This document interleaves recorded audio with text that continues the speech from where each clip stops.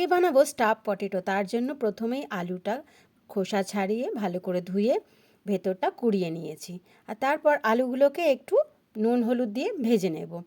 এমনভাবে ভাজতে হবে যাতে 80% কুক হয়ে যায়, কারণ আলুটা এরপর যখন গ্রেভিতে দেবো তখন তো বেশি ফোটানো যাবে না, তাই জন্য এখন একটু বেশি ভালো করে ভেজে নিতে হবে। নুন হলুদ দিয়ে ভালো করে ভেজে নিলাম। তারপর আলুগুলো তুলে নিয়ে কড়াইতে আরেকটু তেল দিয়ে এবার পুরটা রেডি করতে হবে। জিরে ফোড়ন দিলাম। জিরের যখন সুন্দর একটা গন্ধ বেরোবে তখন তাতে দিয়ে দেব কাজু আর পোস্ত বাটা। আমি এখানে কাজু আর পোস্ত বাটা দিয়েছি, চাইলে আপনারা এখানে কাজু, বাদাম বা একটু সাদা তিলও বেটে দিতে পারেন। তারপর এতে দেব নুন। নুনটা দিয়ে ভালো করে নাড়াচাড়া করে এবার এতে দেবো ছোলার ডাল বাটা। ছোলার ডাল বাটাটা এই কারণেই দিচ্ছি যাতে স্টাফিংটা বেরিয়ে না যায়, যখন আলুটা মানে পুর ভরে আলুটা ঝোলে দেবো তখন যেন বেরিয়ে না যায় পুরটা।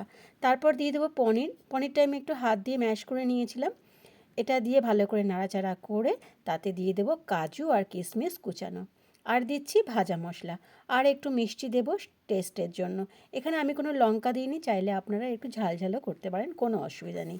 তারপর পুরটা রেডি হয়ে গেলে পরে আমি গ্রেভিটা রেডি করে নেব। তার জন্য কড়াইতে তেল দিয়ে জিরে আর গোটা গরম মশলা ফোড়ন দিয়ে কুচানো টমেটো দিয়ে দেবো।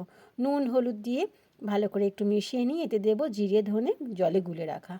এবার মশলাটা ভালো করে নাড়াচাড়া করে যখন তেল ছেড়ে যাবে তখন এতে দেবো ফ্যাটানো টক দই। টক দইটা এখন দিচ্ছি কারণ এটা ক্রিমি টেক্সচার হবে। তারপর এতে দিয়ে দিলাম চেরা কাঁচা লঙ্কা। এটা ভালো করে নাড়াচাড়া করে যখন এর থেকে মশলা থেকে তেল ছেড়ে দেবে তখন জল দিয়ে দেবো। জলটা পরিমাণ মতন দেবেন, কারণ এখানে বেশি ঝোলের দরকার নেই, মোটামুটি একটা গামাখা ভাব হলেই হবে। ঝোলটা যতক্ষণ ফুটবে ততক্ষণ একটু ঢাকা দিয়ে আমি পুরটা ভরে নিলাম আলুতে। তারপর ঝোলটা ফুটে এলে পুর ভরা আলুগুলো দেব। তার আগে একটু নুন মিষ্টি দিয়ে নিলাম টেস্ট অনুযায়ী।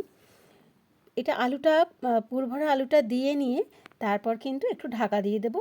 বেশিক্ষণ না, অল্প কিছুক্ষণের জন্য ঢাকা দিয়ে দেবো যাতে ভালো করে আলুটা সিদ্ধ হয়ে যায় আর যে পুরটা আছে তাতেও ঝোলটা ঢোকে। তারপর ঢাকা খুলে এতে দিয়ে দেবো গুঁড়ো গরম মশলা। গরম মশলাটা ছড়িয়ে দিয়ে আবার ঢাকা দিয়ে গ্যাসটা অফ করে দেবো। 5 মিনিট পর সার্ভ করে দিলেই রেডি স্টাফ পটেটো। ভিডিওটা কেমন লাগলো অবশ্যই জানাবেন। যারা সাবস্ক্রাইব করেনি সাবস্ক্রাইব করে দেবেন প্লিজ।